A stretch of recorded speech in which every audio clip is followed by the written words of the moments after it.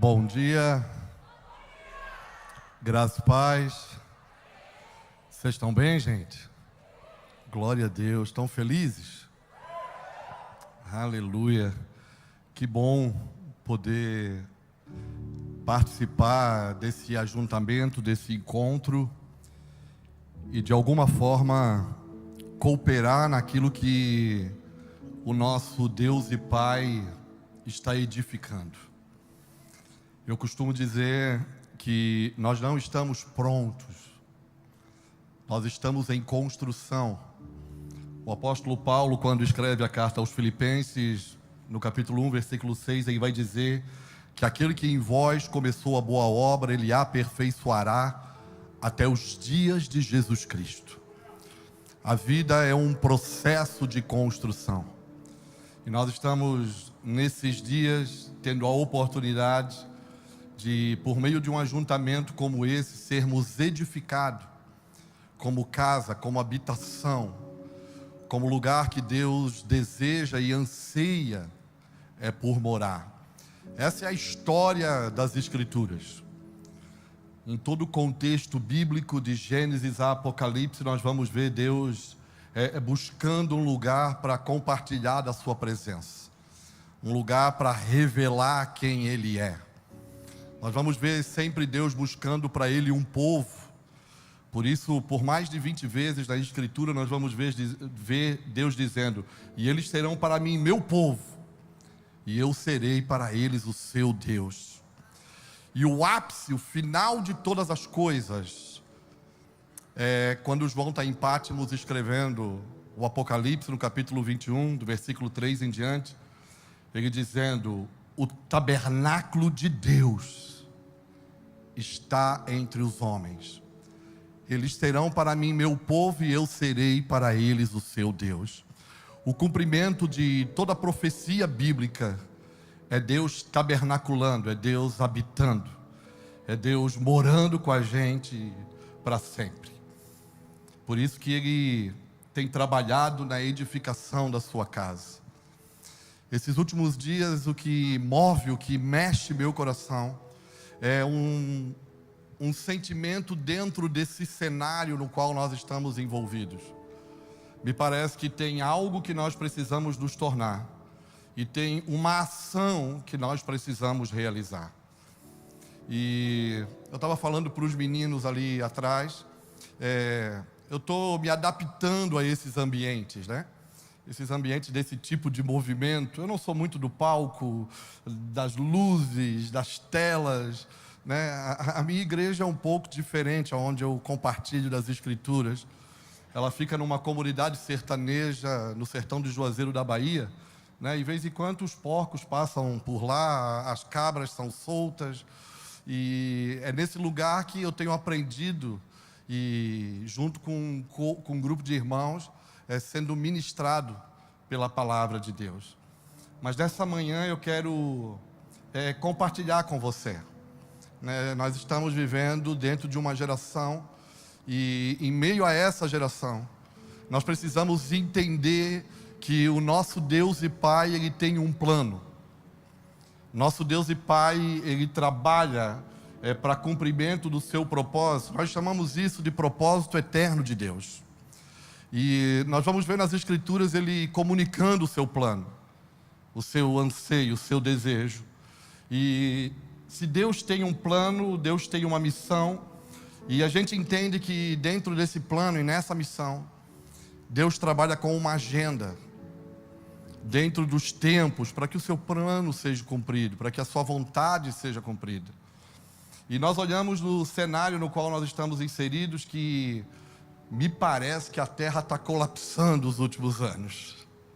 Nós não vivemos os melhores momentos, nós vivemos dias desconfortáveis, de inseguranças, incertezas, vivemos dias pós-pandemia, vivemos cenários de guerra na Ásia, no Oriente Médio, vivemos problemas econômicos afetando a realidade de muitos países, vivemos problemas climáticos. Nós vivemos um cenário onde a iniquidade se multiplica, o amor de muitos se esfria.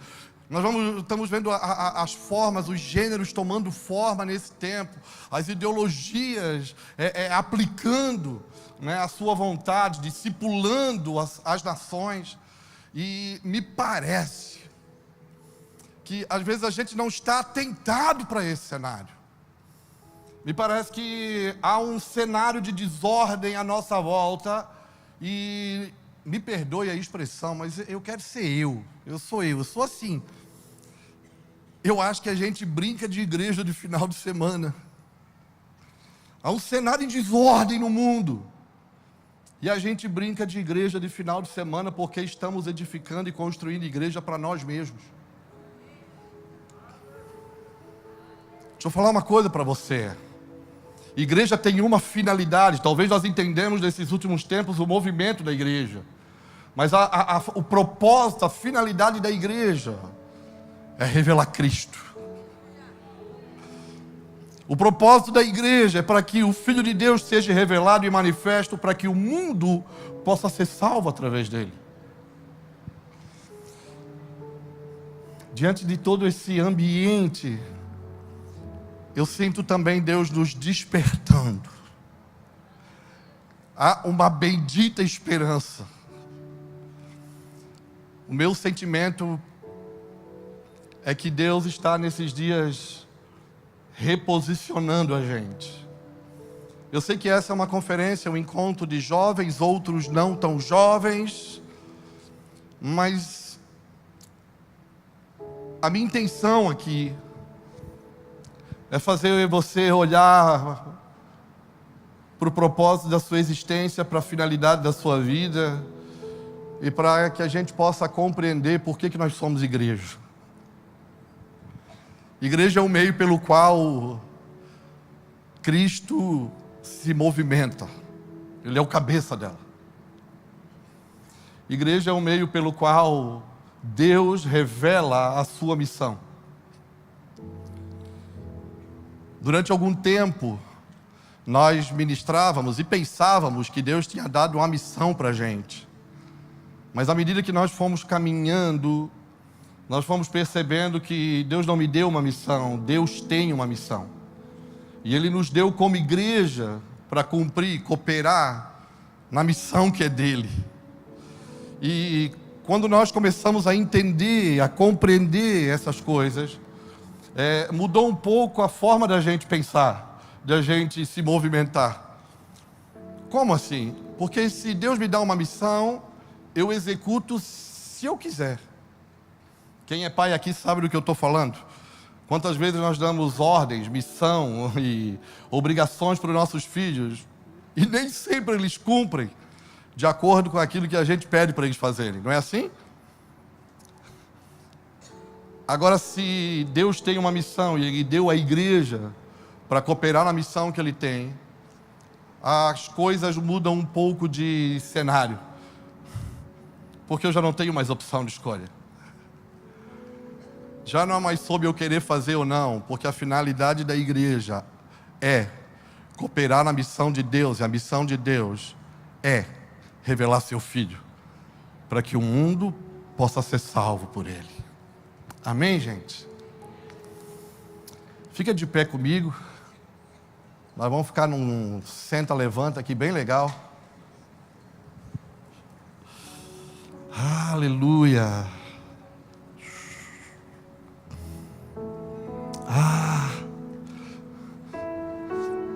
Você vai perceber que o Evangelho é muito mais simples do que a gente pensa.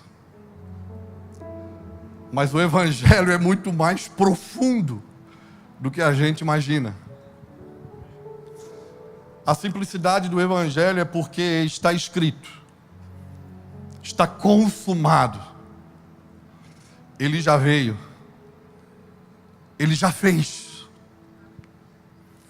A simplicidade do Evangelho é porque está escrito que Ele vai voltar mais uma vez e Ele vai fazer.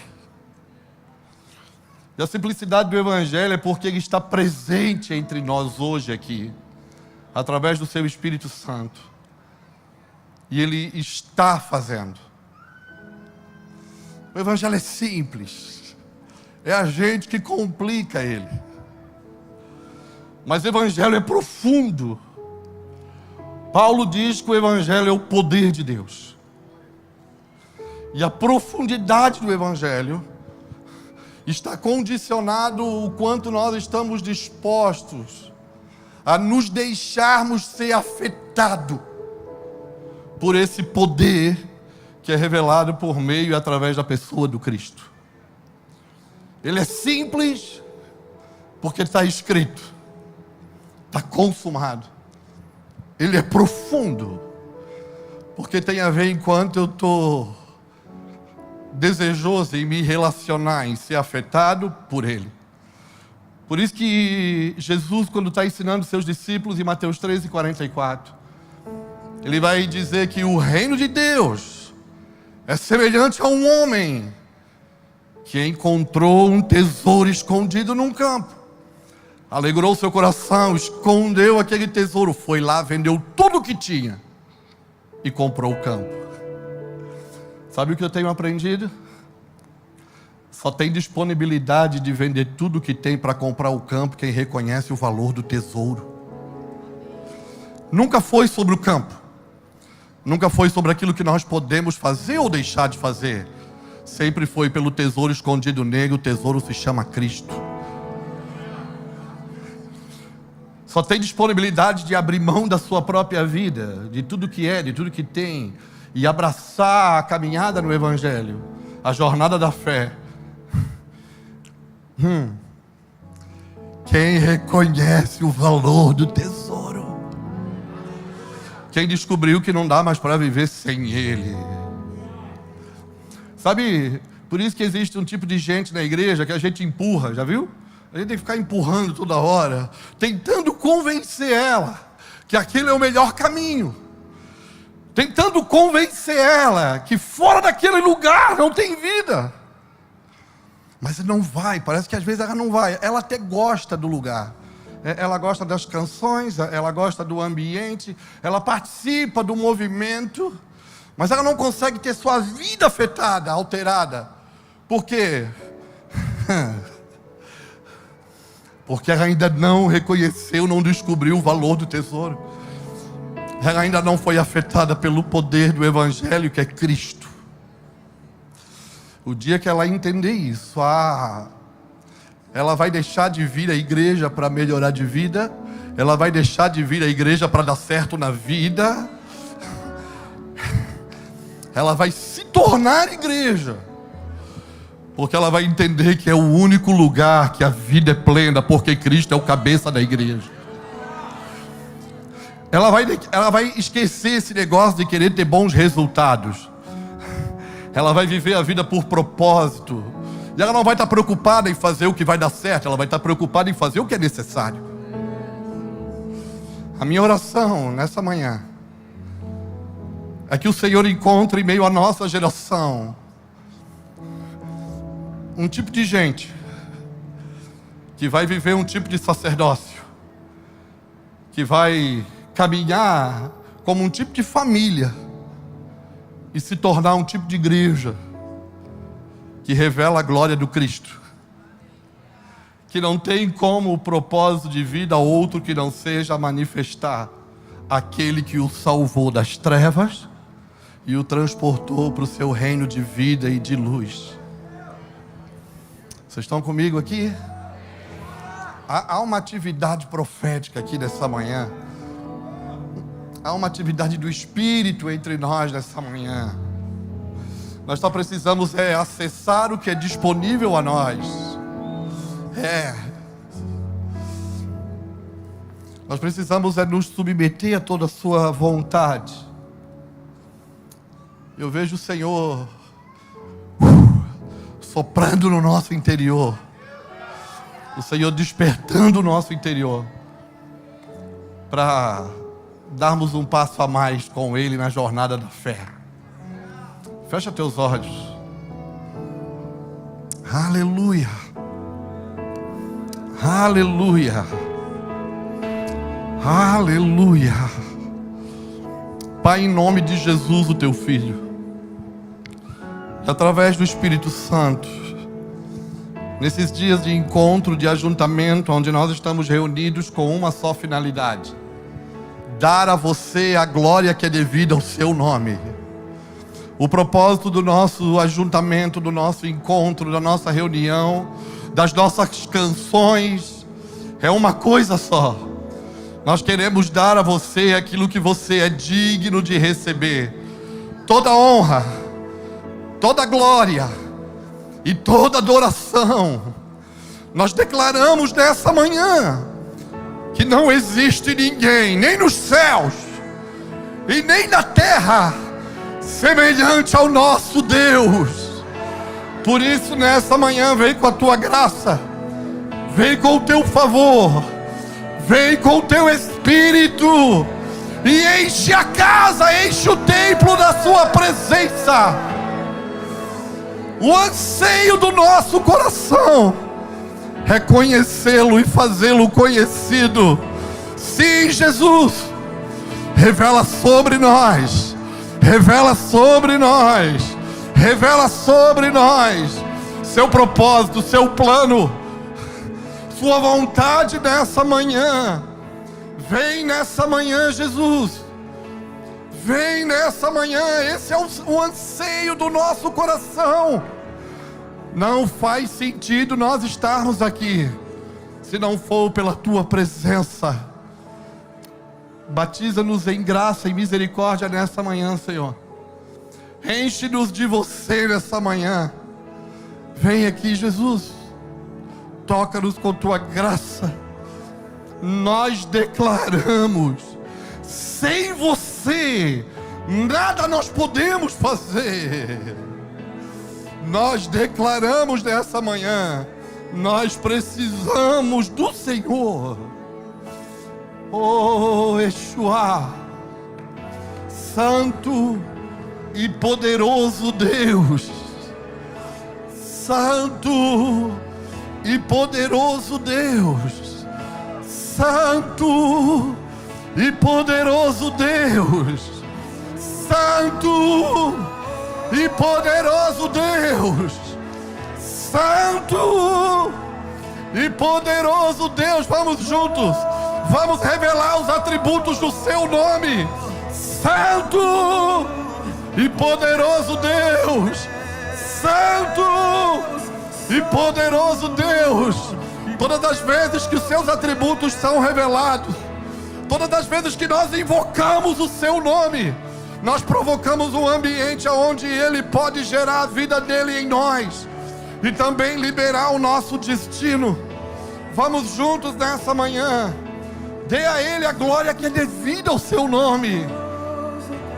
Com toda a nossa força, com toda a nossa força, por meio de Cristo Jesus, o seu Filho, vamos dar a Ele sacrifícios de louvor, lábios que confessam o seu nome. Santo, Santo, Santo, Santo e poderoso Deus. Todas as vezes que os seus atributos são revelados, cumpre-se aquilo que o escritor de Hebreus diz: todas as coisas que podem ser abaladas são removidas, para que o inabalável permaneça entre nós. Nós oramos nessa manhã: abala o que pode ser abalado, remove o que deve ser removido, para que o inabalável no nosso meio permaneça, para que o inabalável no nosso meio permaneça. Sim, Senhor, Tu és santo, Tu és santo. Shekaranamayosho.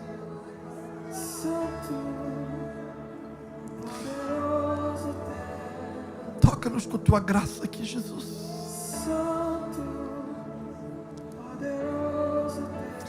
Desperta a fome por você, sede por você. No ajuntamento dos santos não há espectadores. Eu sei que você até pagou para vir aqui, mas você não veio para ser espectador. Vamos exercer sacerdócio nesses dias. Vamos tocar a realidade do céu. Vamos tocar a realidade da terra e provocar encontros céus e terra. para que o que pode ser abalado seja removido e o inabalável permaneça no nosso meio. Aleluia, aleluia. Poderoso Deus eterno, que era e que há de vir em glória. Sim, Jesus.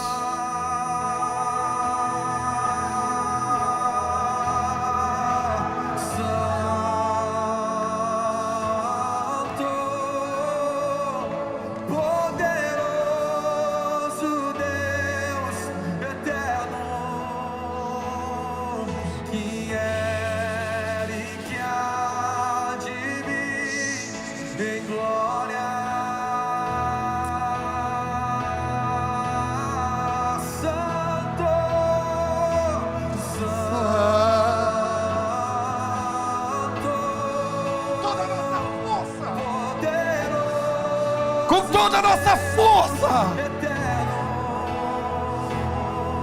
Que é em glória.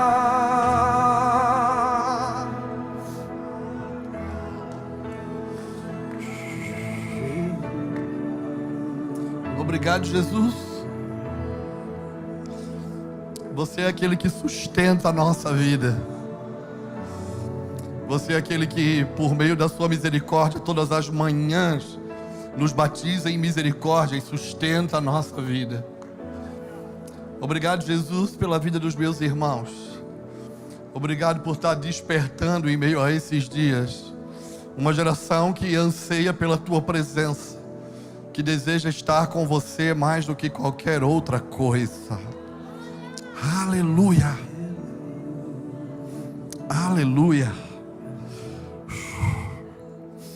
Ei.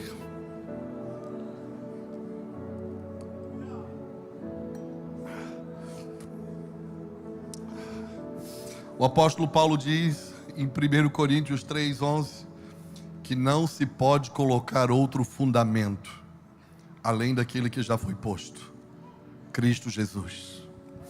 Toma teu lugar, fica à vontade.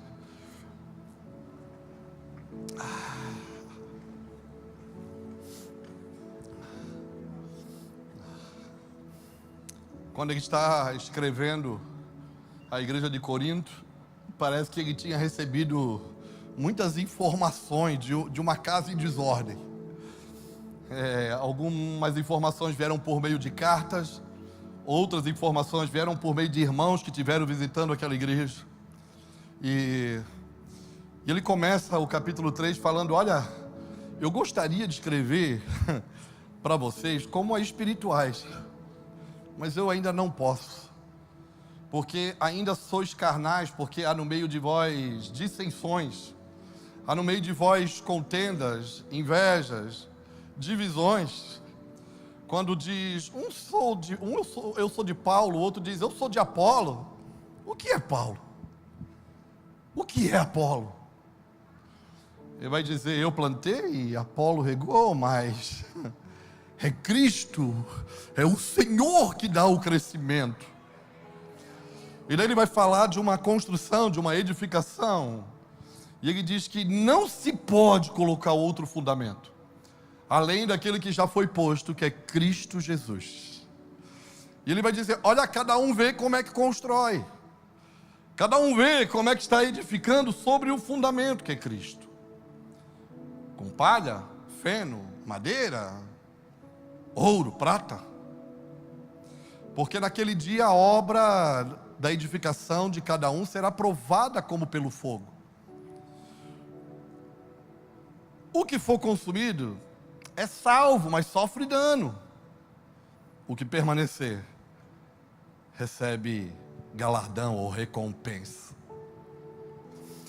Paulo está dizendo, olha, eu queria que vocês fossem um. Eu queria que vocês entendessem a finalidade, o propósito do que é a igreja, porque daí eu poderia conversar com outras palavras, e em vez de dar leite, eu poderia trazer alimento sólido. Eu poderia aprofundar a nossa conversa, vocês teriam entendimento de qual é o propósito da nossa existência e por que nós somos igreja, por que Ele morreu e ressuscitou. Mas no meio de vocês ainda há dissensões, divisões. Gostaria de falar espiritualmente, mas ainda não posso, porque tendo essas coisas no vosso meio, vocês não são carnais. Por que eu estou falando disso? Porque o meu sentimento é que nós estamos dentro de um cenário hoje. E dentro desse cenário tem algo que nós precisamos nos tornar. Nós precisamos entender que a igreja é uma comunidade profética. E a comunidade profética é uma comunidade de amigos de Deus. Os amigos de Deus são aqueles que dentro da sua geração, eles vivem, interagem com o seu Senhor, com o seu amigo, com o seu Pai. A forma que eles vivem é interagindo com aquilo que o Pai está fazendo. E dentro desse cenário, a minha perspectiva é que o Senhor, na edificação da sua casa, Ele está edificando um homem coletivo. Porque na obra de Deus, ninguém faz nada sozinho. Na obra de Deus não existe protagonismo, o protagonista é Ele. Mas me parece que à medida que a gente caminha e a gente trilha o caminho da fé, nós gostamos da parte que nos favorece, aquela que agrega as bênçãos de Deus sobre a nossa casa, a nossa vida, os favores que nos fortalecem, mas pouco a gente se responsabiliza com os nossos compromissos. Por isso, às vezes no nosso meio existe tanta competição. Mas esses são dias que o Senhor está edificando a sua casa. E a casa de Deus é um homem coletivo. Paulo em Colossenses 1,18 diz que Cristo é o cabeça da igreja. E a igreja é o seu corpo. Esses dias eu me perguntei lá na comunidade onde eu participo. E compartilhando com os irmãos, eu disse: que igreja nós vamos ser daqui a 10 anos? Que tipo de comunidade de fé, que tipo de corpo, que tipo de construção nós estamos participando? Nós vamos ser um clube de fim de semana, ou nós vamos ser o corpo do Cristo que tem como prioridade e finalidade na vida revelar o Filho de Deus? Pensando nisso, o Senhor ministrou comigo esses últimos dias usando o texto da carta de Paulo à igreja de Romanos. E eu queria que você abrisse comigo as escrituras em Romanos 16. Num período de devocional, tirei alguns dias, estava lendo a carta que Paulo escreve à igreja de Roma. Ela tem 16 capítulos. Eu acho que eu tinha lido 3 ou 4 em cada dia. E no último dia, Romanos 16, ele me pegou por dentro. Ele mexeu comigo. E não é daqueles textos que você para pensar muito, ou para meditar muito. Por quê? Porque sempre no fim das cartas do apóstolo Paulo, ele faz saudações. E Romanos 16 é uma carta de saudações. Tem 27 saudações a indivíduos. Tem 4 saudações a 4 igrejas que se reuniam na casa de alguns desses indivíduos. Tem uma recomendação, tem uma advertência e tem um cenário da construção de um homem coletivo. E quando eu estava lendo Romanos 16, sabe aqueles dias que Jesus pega você por dentro? Eu digo: uau, eu não tinha parado para prestar atenção nessas coisas, né? Nos ósculos santos que Paulo menciona nas suas saudações. Eu não tinha parado para pensar que quando Paulo está saudando alguém, ele está falando daqueles que cooperam na jornada que Deus tinha confiado para ele construir, trilhar e edificar sobre a sua vida. Para a gente, antes de ler o capítulo 16 da carta de Paulo aos Romanos, para a gente entender o contexto. Quando Paulo está escrevendo aqui, ele está provavelmente em Corinto, ou Cencreia, uma cidade a 9 quilômetros de Corinto, na região metropolitana de Corinto, uma cidade portuária que tinha uma grande movimentação. Ele está hospedado na casa de um irmão, de Gaio. E ele está escrevendo a uma localidade que ele jamais tinha pisado lá. Ele estava escrevendo a uma igreja, a uma cidade que ele não tinha pisado em Roma ainda.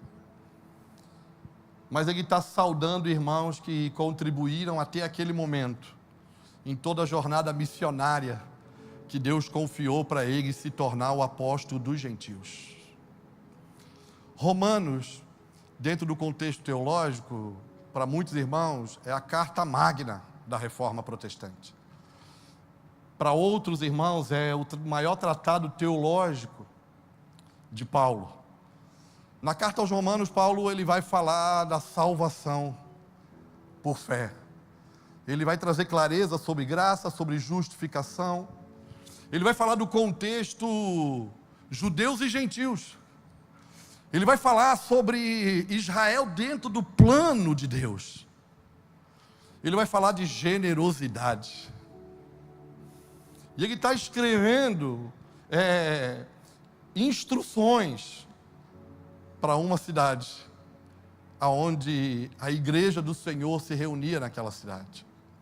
A minha percepção é que nós vivemos dias de instrução. Esse é um tempo que nós precisamos de instrução. Lembra de Jesus? Capítulo 4 de Mateus. Jesus estava começando a ter um ministério de sucesso em Mateus 4. Os últimos versículos do capítulo 4 do Evangelho de Mateus, o Instagram de Jesus está cheio de like. Ele está carregado de seguidores e ele já tem um ministério internacional, porque vai dizer que a sua fama já tinha chegado na Síria. E uma multidão seguia ele. Porque ele operava muitos milagres e maravilhas. Mas dentro desse cenário, desse contexto, a Bíblia diz no capítulo 5 que Jesus, olhando a multidão, é como se ele tivesse sentido uma necessidade, porque ele percebeu que no meio da multidão tinha alguns tipos de pessoas, como sempre tem no meio da multidão. No meio da multidão tem os curiosos.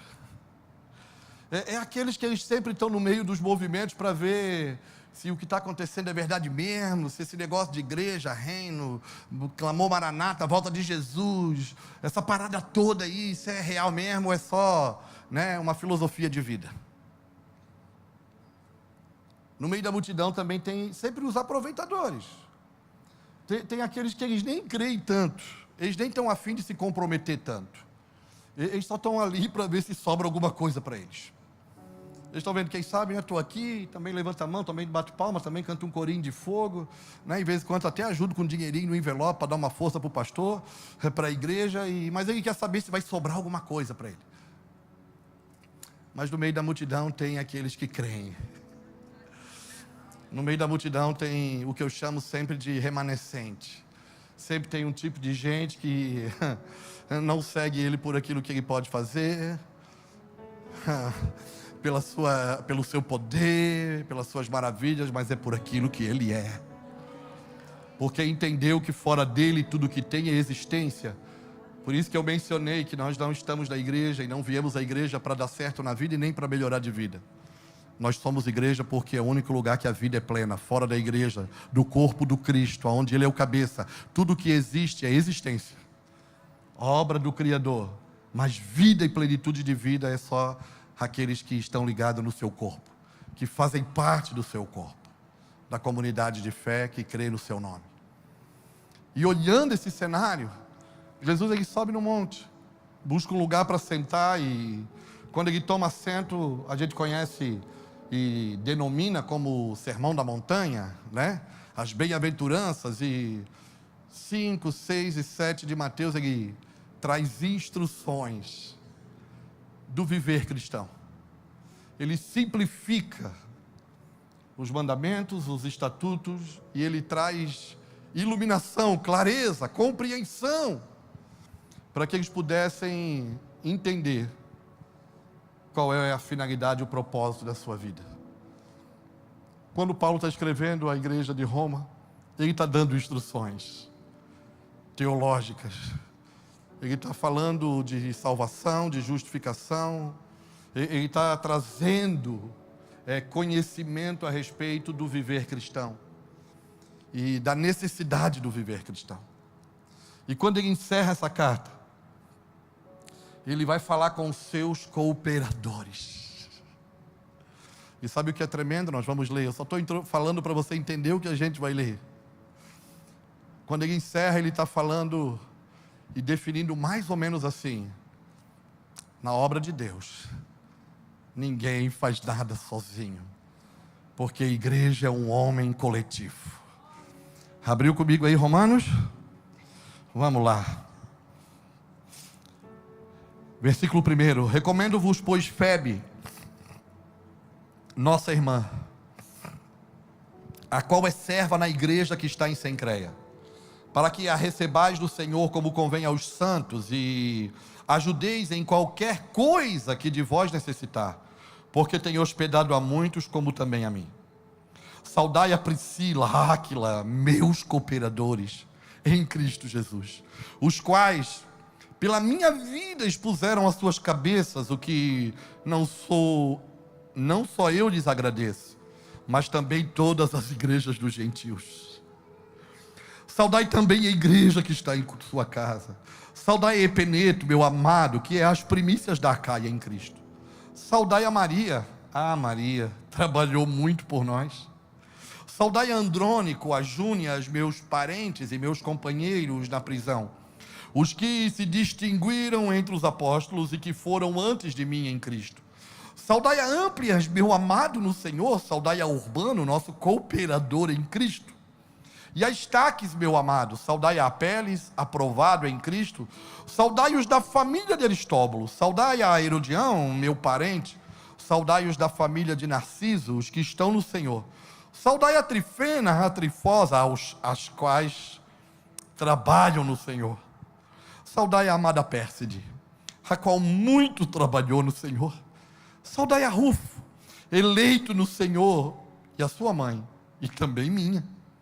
Saudai a Síncrito e a Flegonte, a Hermes, a Pátrobas, a Hermas, e aos irmãos que estão com eles. Saudai a Filólogo, a Júlia e a Nereu, e a sua irmã, e a Olimpas, e a todos os santos que com eles estão. Saudai-vos uns aos outros, com santo ósculo. A igreja de Cristo vos saúda. Rogo-vos, irmãos, que noteis o que promovem dissensões e escândalos contra a doutrina que aprendestes. Desviai-vos deles. Porque os tais não servem ao nosso Senhor Jesus Cristo, mas ao seu ventre. Com suas suaves palavras e com lisonjas, engana o coração ou corações dos simples. Quanto à vossa obediência, é ela conhecida de todos. Comprazo-me, pois, em vós, e quero que sejais sábios no bem, mas simples no mal. E o que o Deus de paz esmagará em breve Satanás, debaixo dos vossos pés. A graça do nosso Senhor Jesus Cristo seja convosco. Amém. Saúdam-vos Timóteo, meu cooperador, Lúcio, Jason, Sosipatro, meus parentes, eu, Tércio, que esta carta escrevi, vos saúdo no Senhor. Saúda-vos Gaio, meu hospedeiro. Toda a igreja saúda-vos. Erasto, procurador da cidade, também o irmão Quarto. A graça do nosso Senhor Jesus Cristo seja com todos vós. Amém. Ora, aquele que é poderoso para vos confirmar, segundo o meu evangelho, e a pregação de Jesus Cristo, conforme a revelação do ministério, que desde os tempos eternos esteve oculto, mas que se manifestou agora e se notificou pelas escrituras dos profetas, segundo o mandamento do Deus eterno, a todas as nações, para a obediência da fé, ao Deus único, sábio, seja a glória por Jesus Cristo, para todo sempre. Amém. Aleluia. Que saudação. Paulo vai fazer menção de 27 irmãos. Irmãos que provavelmente nas suas viagens missionárias ele encontrou pelo caminho. Irmãos que se tornaram participantes e cooperadores daquilo que Paulo fez parte, da missão de Deus de revelar Cristo junto aos gentios, para que as nações pudessem ser salvas por Cristo. E ele ele inicia o término dessa carta fazendo uma recomendação. Ele recomenda uma irmã, Febe. Me parece que essa irmã, ela é uma irmã bem sucedida na vida. Talvez ela tinha bons recursos, porque ele diz que ela muito ajudou ele, e muito serviu e ajudou tantos outros irmãos na vida e na caminhada missionária. Mas agora ela está indo provavelmente para Roma. Segundo alguns ensinamentos, vai dizer que foi ela que levou essa carta para Roma. Ela morava em Sencreia, essa cidade portuária, 9 quilômetros de Corinto. E ela está indo para Roma, diferente dos nossos dias. Não tinha Airbnb, não tinha hotel. Então ele está recomendando ela para ser hospedada pelos irmãos.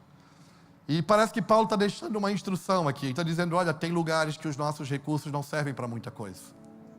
O que serve é a nossa comunhão, o nosso partir do pão e o nosso sentar à mesa do Cristo para se alimentar dele. Porque mesmo sendo uma irmã de posses, ela está indo para um lugar que ela precisava do auxílio dos irmãos. Ela precisava de um lugar de hospedagem. Depois dessa recomendação, ele começa a fazer as saudações. E ele começa por um casal violento. Priscila e Áquila, que colocaram a vida em risco, a cabeça na guilhotina, para que Paulo alcançasse aquilo que ele foi designado. E ele vai dizer, olha, não é só eu que estou saudando eles, mas também a igreja gentílica. Porque os gentios reconheciam que Priscila e Áquila cooperaram para o desenvolvimento de Paulo, e se Paulo pôde pregar aos gentios é porque alguém acreditou no que ele estava fazendo. O que isso me ensina? Na obra e na missão de Deus, ninguém faz nada sozinho. Paulo vai descrevendo e saudando irmãos que trabalham na missão, irmãos que cooperam na missão, irmãos que entenderam o que é corpo de Cristo, que é a igreja. Irmãos que, à medida que conhecem a Cristo, vão sendo desenvolvidos, tomando a forma de Cristo, e vão se comprometendo com a missão do Pai, que é revelar Cristo.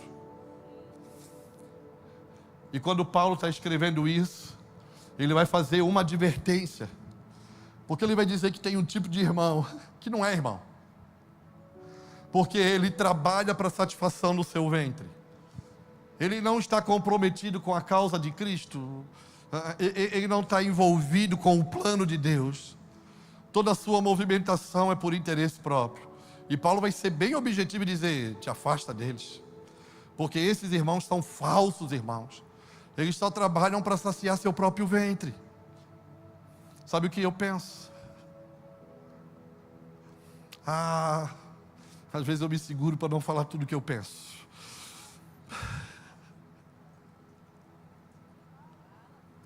Jesus quer fazer algo no nosso meio nesses dias, mas nós vamos ter que sair da frente. Nós gostamos da pirotecnia, nós usamos métodos e fórmulas. Eu vou falar para você, essas coisas podem até nos atrair, mas a única coisa que vai nos sustentar é a presença de Deus. Nós estamos hoje nos tornando ministros de plástico, feitos em laboratório. Tem boa performance, mas não tem espírito.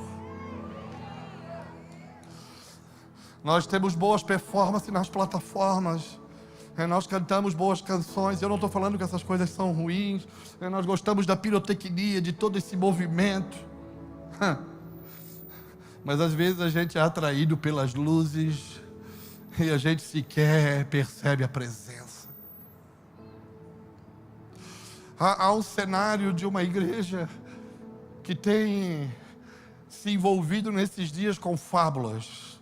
Sabe quando Paulo escreve a Timóteo, capítulo 4, segunda carta a Timóteo, suas últimas palavras, ele preso, instruindo um filho, preocupado para ver se aquele filho estava absorvendo todas as suas instruções para dar continuidade no ministério que ele recebeu de Paulo. Ele vai dizer: Timóteo, as fábulas não podem salvar, cara. E sabe, à medida que eu caminho, eu tenho percebido que muito daquilo que nós usamos ou pregamos e até vivemos, não é evangelho. É fábula. É invenção da nossa mente.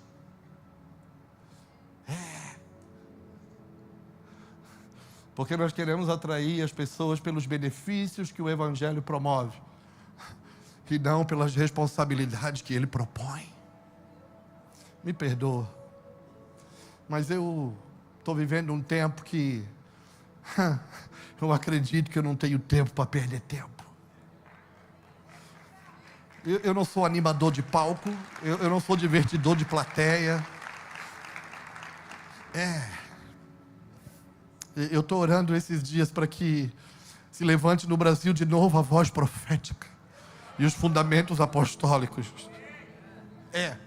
Não esses profetas que manipulam as situações para satisfação do seu ventre, mas aqueles que compartilham os sentimentos de Deus.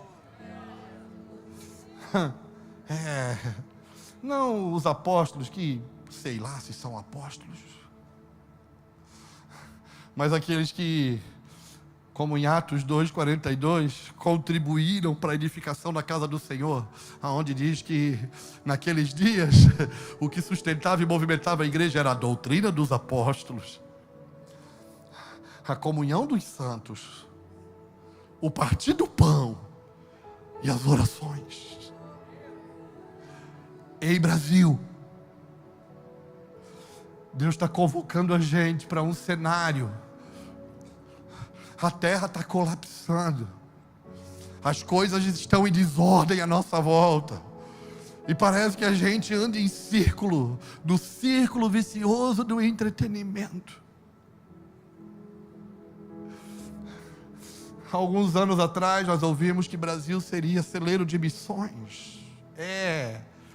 Eu ainda acredito. Eu estou lá no sertão da Bahia levantando uma tenda no deserto. Eu e um grupo de irmãos, porque eu não sei fazer, mas Deus me juntou com quem sabe, com quem pode me ajudar. Eu só vi o que eu podia fazer, e Deus trouxe aqueles que poderiam colaborar.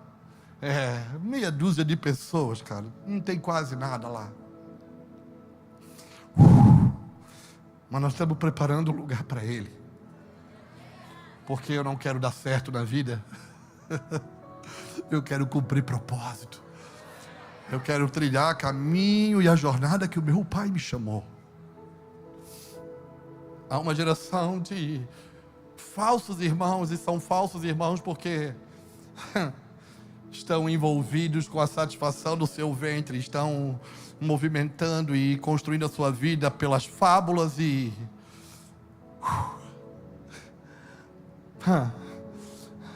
não estão lançando o verdadeiro fundamento, que é Cristo. Casas sobre areia, que não vão suportar os dias maus. A Bíblia diz em Mateus 7, a partir do versículo 24, que grande vai ser a sua destruição. Nesse contexto de Romanos, Paulo está falando daqueles que o encorajam. Sabe o que me dá esperança, cara? É quando eu chego num ambiente como esse, e eu olho, e daí eu vejo algumas pessoas, eu vejo alguns meninos, algumas meninas, que estão fazendo as escolhas do Senhor. A minha esperança é porque, diante de alguns cenários de inseguranças, de instabilidade, de incertezas, Deus está despertando uma geração que não quer usar Ele, que quer se santificar mais, como está escrito por meio de João em Apocalipse: os últimos dias, os santos, os limpos, os puros vão se santificar mais, se purificar mais, se limpar mais, mas os sujos vão se sujar mais.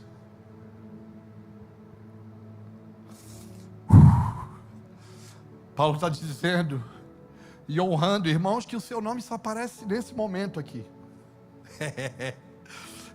Você não vai conhecer suas histórias, você não vai conhecer sua biografia, Mas o apóstolo Paulo está dizendo: ei, o que eu estou trilhando na fé, aquilo que do Senhor vi, eu ouvi, é porque vocês me ajudam, é porque vocês se comprometeram. E Paulo está em Corinto, na casa de Gaio, e que loucura. Paulo está provavelmente numa mesa, tem um grupo de irmãos sentado na mesa. E quando eu digo que ninguém faz nada sozinho, não tem protagonismo, porque não foi Paulo que escreveu essa carta, ele ditou. Quem escreveu foi Tércio. Porque na obra de Deus ninguém faz nada sozinho. A igreja e na obra de Deus é um homem coletivo que se movimenta onde Cristo é o cabeça.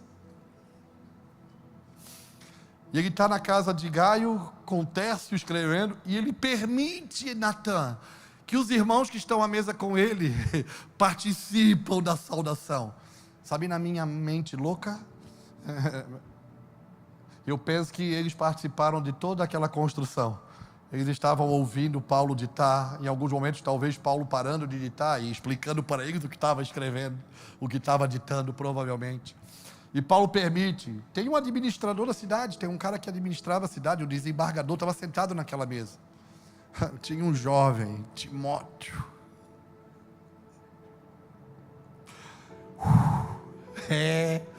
Um cooperador, um jovem cooperador, que Paulo permite ele participar dessa construção. Você viu algum protagonista? Você viu alguma celebridade? O que Jesus está edificando é um corpo, não é homens individuais. O que Jesus está edificando é uma construção do homem coletivo, não é membros separados do corpo. A minha oração é que se levante na nossa geração os apóstolos que vão edificar a igreja, mas vão sair de cena. Eles não estão preocupados se o seu nome está estampado em algum lugar, ou se eles estão com a sua foto em algum banner ou em algum outdoor. Mas eles estão trabalhando para lançar o verdadeiro fundamento, se gastando e se deixando gastar. Quando eu falo isso, eu não estou dizendo que o seu nome não possa estar, que sua foto não possa estar. Eu só estou dizendo que não é por essas coisas que nós trabalhamos. Tinha um jovem naquela mesa. Sabe, eu estou encorajado com os jovens. Tem jovens no nosso meio aqui. Sabe que a última carta de Paulo foi para um jovem. As suas últimas palavras de instrução foi para um filho na fé, gerado no seu íntimo. Quando Paulo tinha completado a sua carreira, sabia que ele teria que sair de cena e ia ser morto. Ele está dando instruções para esse filho. E mais do que isso, ele está sendo honesto. Ele não está fazendo falsas promessas. Ele não está dizendo, o seu ministério vai bombar, Timóteo. Ele está dizendo, Timóteo, vem sofrer comigo. É o evangelho que eu conheço. Ele está dizendo que, Timóteo, eu não te envergonho do testemunho do nosso Senhor Jesus Cristo e nem do meu testemunho, que sou seu prisioneiro, mas sofre as aflições do evangelho. Ele vai falar de todas as decepções, traições, frustrações, medos, que o caminho do evangelho, o caminho da fé promove. Mas ele vai dizer com toda a ousadia, Timóteo, combati o bom combate, completei a carreira, guardei a fé e a coroa que me está guardada, não somente a mim, mas a todos aqueles que amam a sua vinda. Sabe? Por isso que o clamor do nosso interior é Maranata.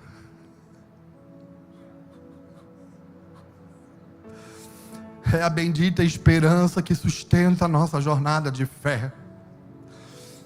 Não é sobre o tempo presente, as dificuldades do tempo presente. Escute, eles vão continuar. Não é sobre os desafios do tempo presente. Para mim, eles vão piorar. mas é sobre a glória de Cristo e a sua presença. É sobre o dia terrível e glorioso. Sabe, eu não sei se faz sentido isso para você. Você veio para um evento legal. Talvez você gostaria de outro tipo de palavra, mas eu acho que Jesus quer tirar a gente da zona de conforto.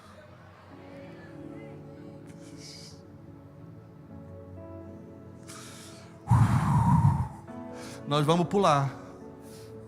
Nós vamos dançar, nós vamos correr, nós vamos celebrar. Mas nós vamos trilhar o caminho que nos está sendo proposto. Nós não vamos viver de maquiagem. Você sabia que Jesus está tirando a maquiagem? Porque junto com as fábulas que têm sido pregado nesses dias, ou vivido nesses dias, se tem apresentado um Cristo desconfigurado. Por isso essa geração precisa desesperadamente de uma revelação do Messias. Você sabia que os profetas na Bíblia, eles viveram a vida por uma causa.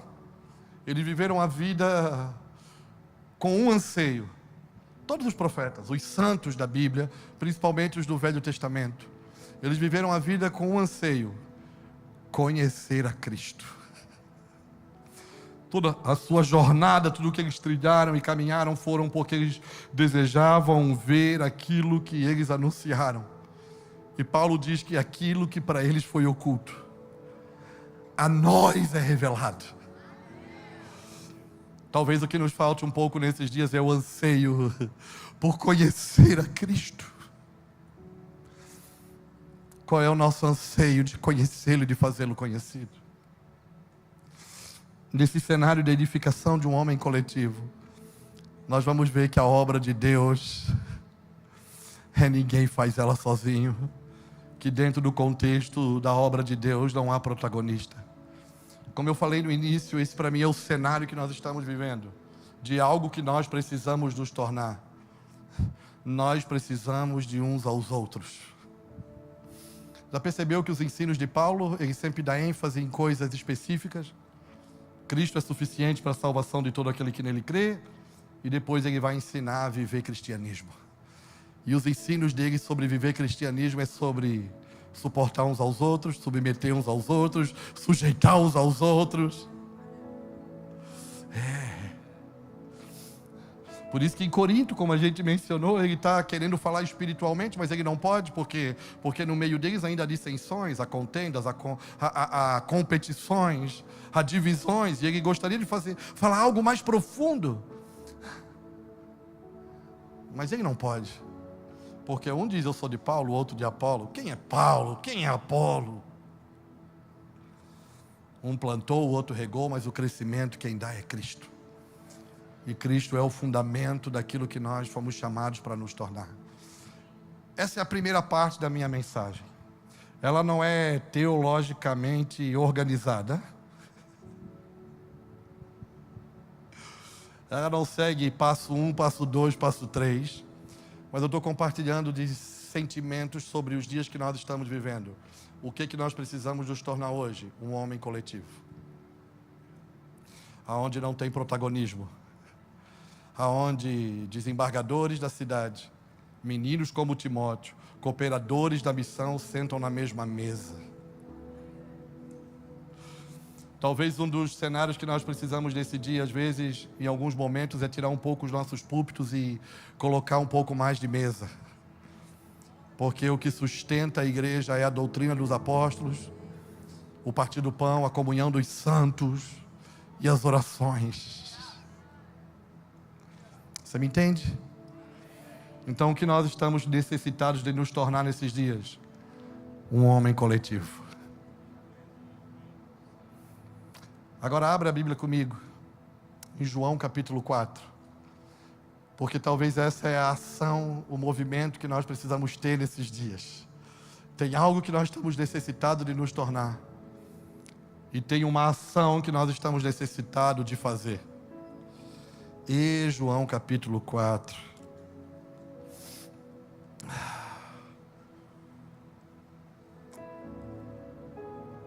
Vocês estão me entendendo, gente?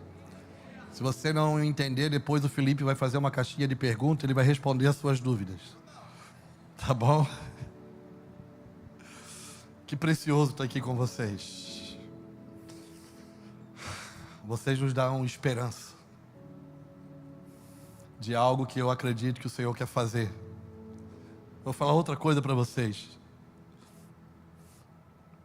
Não é o quanto nós somos que vai fazer diferença nos próximos anos, mas é o quanto de Cristo tem em nós. Porque nós podemos ser muito sem Cristo em nós. Então não é o quanto nós vamos ser, mas é o quanto dele vai ter em nós, que vai cooperar para desenvolver a missão do Pai, que é revelar seu Filho. Abriu aí João 4? Aleluia. Versículo 35. Não dizeis vós que ainda há 4 meses até que venha a ceifa? Eis que eu vos digo: levantai os vossos olhos e vede as terras que já estão brancas para a ceifa. Aleluia. No cenário que nós estamos, tem algo que nós necessitamos nos tornar: igreja, corpo de Cristo, homem coletivo. Sentar na mesa do Senhor, aonde Ele é a verdadeira comida e a verdadeira bebida. Se alimentar dEle. Se ser conectado aos cooperadores da missão. Quem são os cooperadores? Aqueles que interagem dentro dos seus dias e do seu tempo. Aqueles que escolheram viver um estilo de vida e uma forma de vida, que tudo que eles estão envolvidos é para a glória do Pai. Essa é a necessidade do que nós precisamos nos tornar.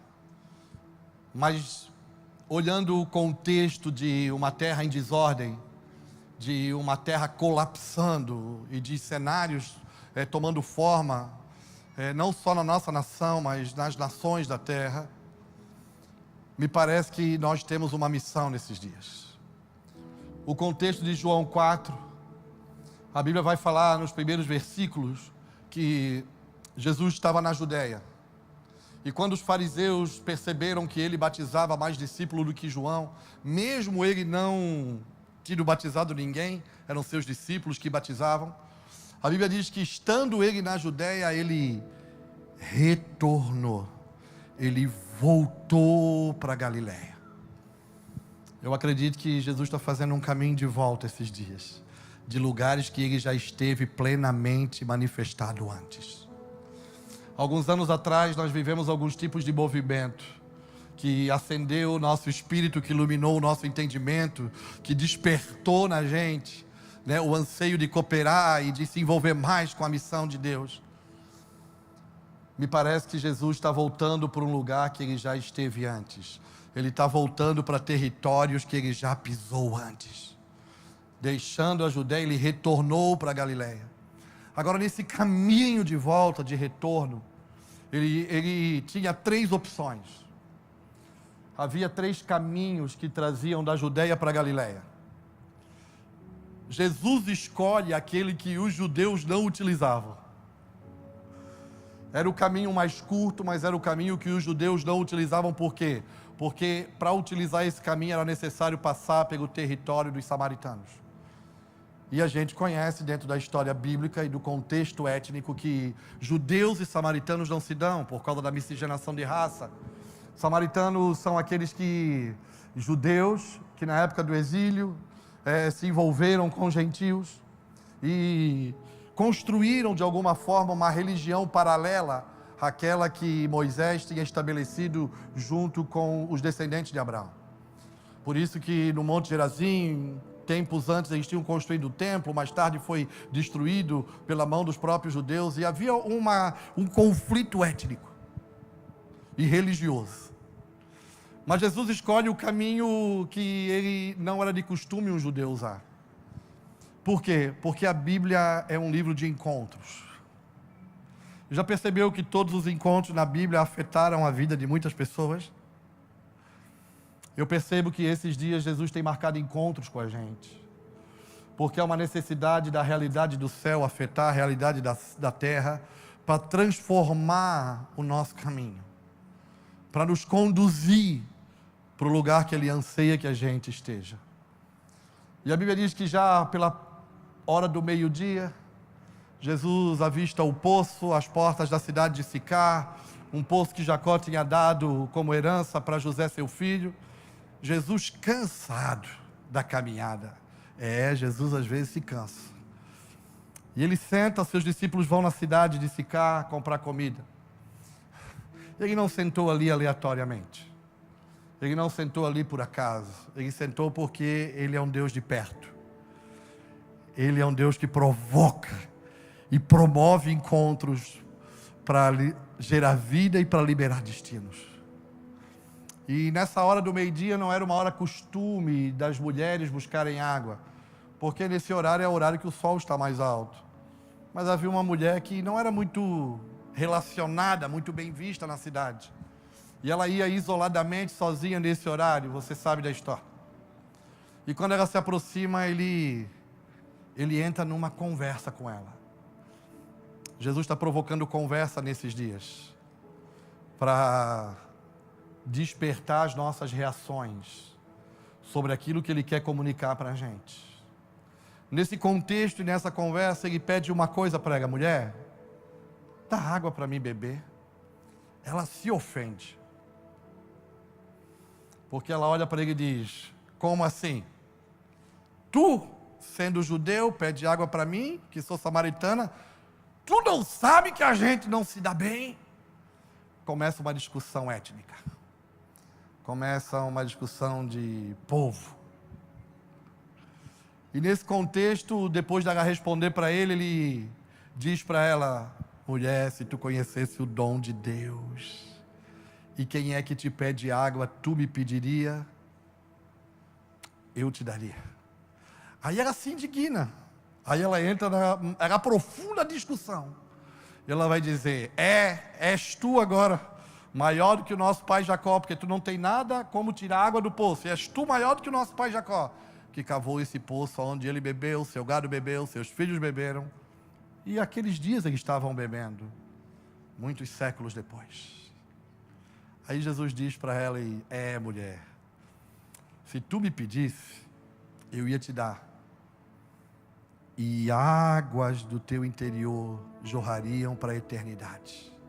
Rios do teu interior correriam e iriam jorrar para a eternidade. Aí quando ele faz uma proposta para ela, ela baixa a guarda. Aí ela para daquilo que eu chamo de discussão burra. Já viu que nós estamos envolvidos numa discussão religiosa, étnica, constantemente, principalmente nas redes sociais? Havia uma discussão religiosa, por quê? Porque os samaritanos foram ensinados pelos seus pais, pelos seus antepassados, que a adoração a Deus era ali no Monte Gerazim. E os judeus diziam que era em Jerusalém. Havia uma discussão de miscigenação de raça. Mas quando ele propõe para ela sobre a realidade do seu reino e sobre a vida dele, parece que ela dá uma desarmada. Aí ela se interessa na proposta dele. Então me dá dessa água, para eu beber e não precisar mais voltar aqui, porque estar naquele lugar todo dia talvez era muito inconveniente para aquela mulher. Aí ele vê a boa oportunidade. Jesus está provocando encontros, Jesus está provocando conversas, para ver e gerar no nosso meio uma oportunidade de afetar a nossa vida de uma vez só, de tirar a gente desse lugar raso e dessa zona de conforto. Aí ela pede e ele diz: uau, agora eu tenho a oportunidade que eu queria. Tá bom, mulher, eu te dou. Vai lá buscar o teu marido. Aí ela desarma, provavelmente fica meio constrangida e diz: eu não tenho marido. O pastor Juscelio fez menção ontem, eu até brinquei com quem estava do meu lado. Eu digo: rapaz, ele falou a frase que eu ia falar amanhã, roubou minha mensagem. Estou brincando, vou usar o que ele falou. Ele diz: já tivesse 5 maridos, o que tu tem agora não é teu. Ele estava se apresentando como o perfeito 7º. E daí, irmãos, essa mulher tem algumas revelações. A primeira delas é sobre adoração, porque ela questiona onde vocês dizem que adoram em Jerusalém, nós aqui, e ele diz: mulher, vocês adoram o que vocês não sabem. E vai dizer que a salvação vem do judeu. Mas vai chegar o tempo, e já chegou, que nem lá, nem aqui, mas os verdadeiros adoradores adorarão ao Pai em espírito e em verdade. E daí essa mulher tem algo, irmãos, que nós estamos necessitados nesses dias. Ela diz: eu sei, o Messias, quando ele vier, ele vai nos instruir, nos ensinar sobre todas as coisas. Aí ele para ela e ela é a única mulher no Novo Testamento que tem essa revelação plena da boca dele. Ele diz: mulher, eu sou o Messias. A Bíblia diz que essa mulher deixa o seu cântaro, aquele cântaro que ela trouxe de casa para pegar água, e ela volta correndo para a cidade. E essa cidade que ela não tinha muita relação, que ela não era bem vista, ela diz: ei, tem um homem aí que acabou de dizer tudo. Ele só disse dos maridos que ela tinha. Ele acabou de dizer tudo sobre a minha vida. Será que não é ele o Messias? Enquanto ela está lá na cidade, provocando um alvoroço e despertando o interesse de outros a conhecê-lo, seus discípulos chegam da cidade. E daí eles foram comprar o quê? É comida. Aí eles trouxeram comida. Primeiro, quando eles chegaram, que eles viram ela conversando com ele, eles ficaram assustados porque ele era um rabino. Um rabino não poderia conversar com uma mulher publicamente, sem testemunhas. Mas Jesus é especialista em quebrar protocolo. Se for para salvar, Jesus quebra alguns protocolos das nossos costumes e tradições. Costumes e tradições que nós estabelecemos que para nada servem, a não ser para ordenar algumas coisas para a gente. Mas ele quebra o costume e a tradição, porque um rabino não falaria publicamente com uma mulher. Por isso que os seus discípulos se assustam quando chegam, veem ele, e daí entram, mas não questionam ele, não fazem nenhuma pergunta. E depois que a mulher sai, enquanto ela está dentro da cidade, ele disse: mestre, Senhor, o senhor não vai comer? Aí ele diz: olha, eu tenho uma comida para comer que vocês ainda não conhecem. A minha comida é fazer a vontade do meu Pai. Eu tenho aprendido o que vai nos sustentar esses dias, o que vai nutrir, né? Ontem se falou tanto de dieta, né? De nutrir o corpo, e isso é necessário, eu estou precisando de muito, né? Se você trabalha nessa área, me ajude, por favor. Eu sei que eu preciso, mas o que vai nutrir as nossas vidas nesses próximos anos como igreja é a disposição de fazer a vontade do Pai, porque é na vontade do Pai que nós vamos comer a verdadeira comida e beber a verdadeira bebida, Cristo, a esperança da glória. Você está me entendendo? Ele responde: a minha comida é fazer a vontade do meu Pai, o meu anseio é cumprir o propósito do meu Pai. Aí ele olha para os discípulos, a mulher está na cidade, porque acabou de ser afetada pela realidade do céu. E ele olha para os discípulos e diz: ei, vocês dizem que ainda falta 4 meses para a ceifa, eu, porém, vos digo, os campos estão brancos, as terras estão brancas para a ceifa, e vocês vão colher aonde não plantaram. Deixa eu falar uma coisa, Brasil.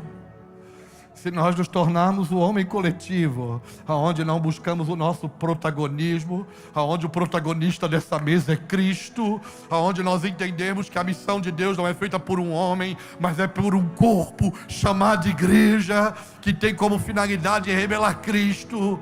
Se nós nos sujeitarmos uns aos outros, se nós tirarmos o nosso ego, nosso orgulho, nossa vaidade da frente, porque no meio da igreja não importa quem tem razão, importa o que é necessário ser feito. Se nós baixarmos a guarda e desarmarmos e nos tornarmos esse homem, nós vamos ter uma ação, porque é uma ação para esses dias. Eu trabalho com missões, mas não sou missionário. Eu trabalho com missões, mas não sou evangelista. Eu só sou um membro do corpo, que está deixando ser afetado pela realidade do céu, para cooperar nessa missão de Deus de revelar seu Filho. E esses últimos meses, um despertar aqui dentro. O Senhor me chamou e disse: Júnior, os últimos anos vocês fizeram igrejas para vocês mesmos. Eu permiti porque eu estou edificando a minha casa. Eu habilitei, eu desenvolvi vocês. Eu tenho habilitado por meio dos dons, eu tenho capacitado vocês, eu tenho promovido informação e instrução. Mas tudo isso tem uma finalidade. Não é vocês por causa de vocês. É porque os campos estão brancos.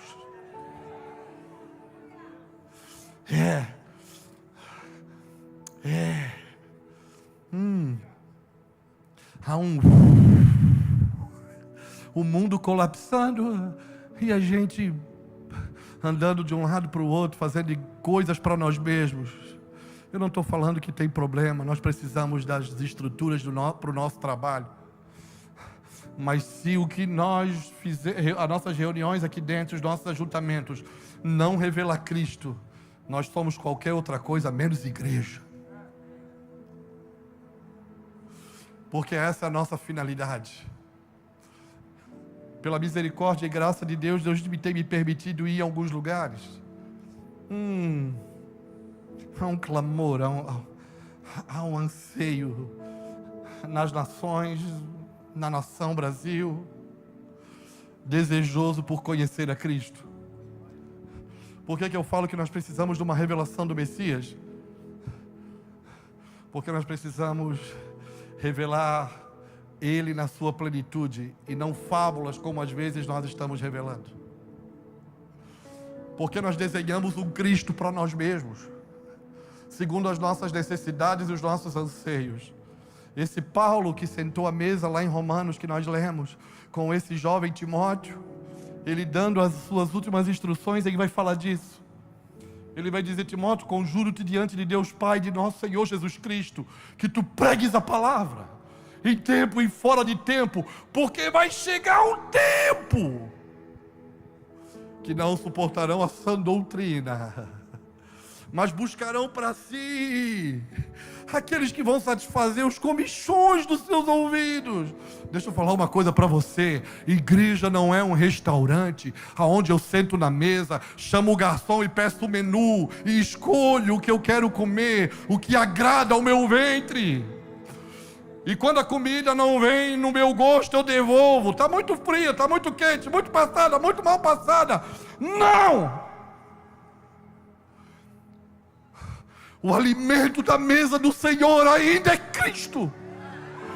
E se nós nesses dias estivermos dispostos a sentar na mesa dele, a partir o verdadeiro pão, a comer a verdadeira comida e a beber a verdadeira bebida, nós vamos ver a nossa geração, sim, se cumprindo aquilo que ele disse: Brasil, celeiro de missões.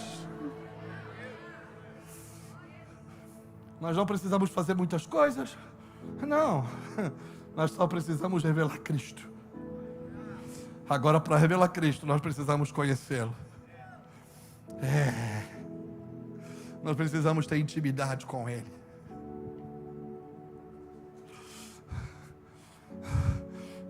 Nós lemos as Escrituras para aprender, mas a minha relação com as Escrituras é para vê-lo. Eu aprendo quando eu leio, mas eu o conheço quando eu o vejo nela. Porque toda a palavra de Deus é sobre Ele, sobre seu plano e seu propósito. Ah, meu Deus. Deixa eu confessar para você. Algum tempo atrás eu caminhei um pouco desanimado. Eu estava assim, como aqueles caras que queriam entrar numa caverna, sabe? Por isso que eu acho que eu estava lá no sertão. Pô, legal, não preciso de muita coisa. Tem tapioca, tem cuscuz. A gente cria um bode de vez em quando, como um bode assado. Eu queria me esconder de algumas coisas. Mas esses dias, o Senhor tem Ele disse: eu não gerei você para nós nos escondermos. Eu gerei você para você me fazer conhecido. Agora, fazê-lo conhecido não é me encher de atividades. Não é sobre arrumar trabalho para fazer. Não é sobre fazer coisas que vão dar bons resultados. Mas é sobre cumprir propósito, fazer o que é necessário. Eu queria te convidar a ficar de pé aqui. Meu tempo está acabando. Aleluia. Aleluia.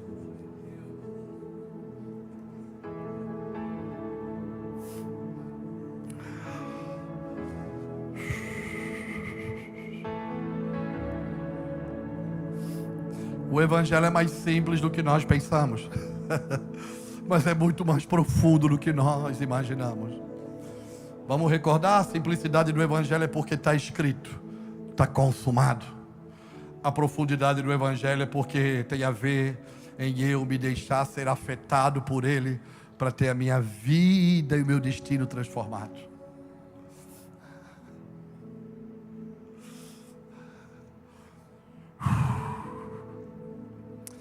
Aleluia.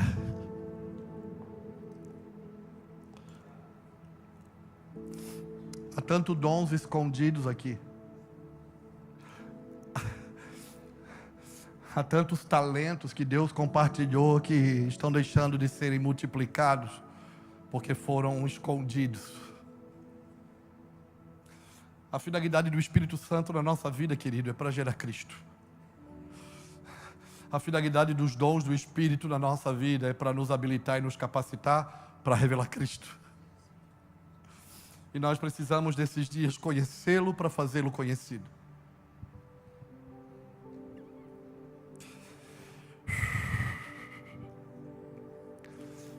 Paulo diz: não que eu já tenha alcançado, mas uma coisa eu faço: esqueço-me das coisas que para trás ficam e avanço para aquelas que estão diante de mim. Paulo também vai dizer em Filipenses 3,16 que nós deveríamos viver de acordo com aquilo que nós já alcançamos. O que isso que Paulo está explicando? Ele está dizendo mais ou menos assim: nós não precisamos saber de tudo. Nós não precisamos ter todo tipo de informação e de conhecimento. Mas tudo que nós já sabemos a respeito de Deus precisa ser uma verdade absoluta na nossa vida.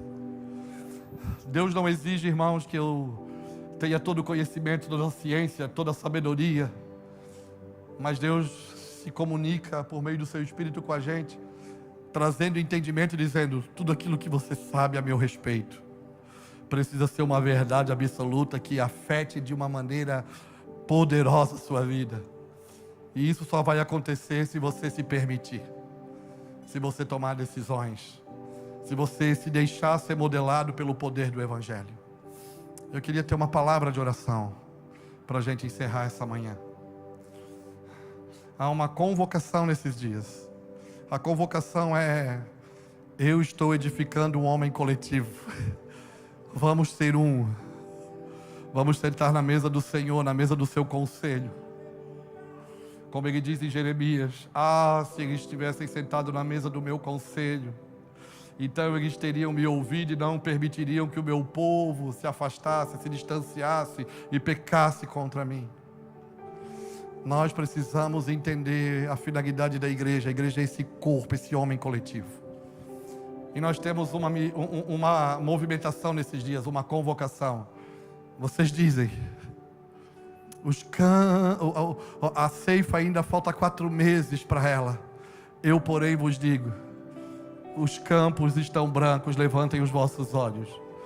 Nós estamos reunidos aqui com jovens de vários lugares, irmãos de vários estados, cidades diferentes, comunidades de fé diferentes, culturas dentro da comunidade de fé evangélica diferente. Talvez alguns de nós até com teologias e divergência em alguns pontos de interpretação. Mas esses são dias que Ele está convocando a igreja. E Ele quer instruir a igreja. Nós precisamos sair da discussão burra. Porque não é sobre querer ter razão agora, é fazer o que é necessário agora. Porque, Brasil, os campos estão brancos. Os campos estão brancos. Não é sobre fazer igreja para nós mesmos. Nós somos igreja para revelar Yeshua, o Cristo, o desejado das nações, o alfa, o ômega, o princípio e o fim de todas as coisas. Aleluia. Se você quiser sair do seu lugar e vir aqui na frente como alguém que sente, se em algum momento algo daqui falou com você no sentido de eu estou me sentindo comissionado, convocado para esses dias. Na mesa do Senhor não tem protagonismo, o protagonista é Ele. Na obra de Deus ninguém faz nada sozinho. Não existe missão individual, visão particular. Existe o cabeça da igreja, Cristo, que por meio do seu Pai deu a igreja para que o mundo possa ser salvo através da revelação do Messias. Aleluia.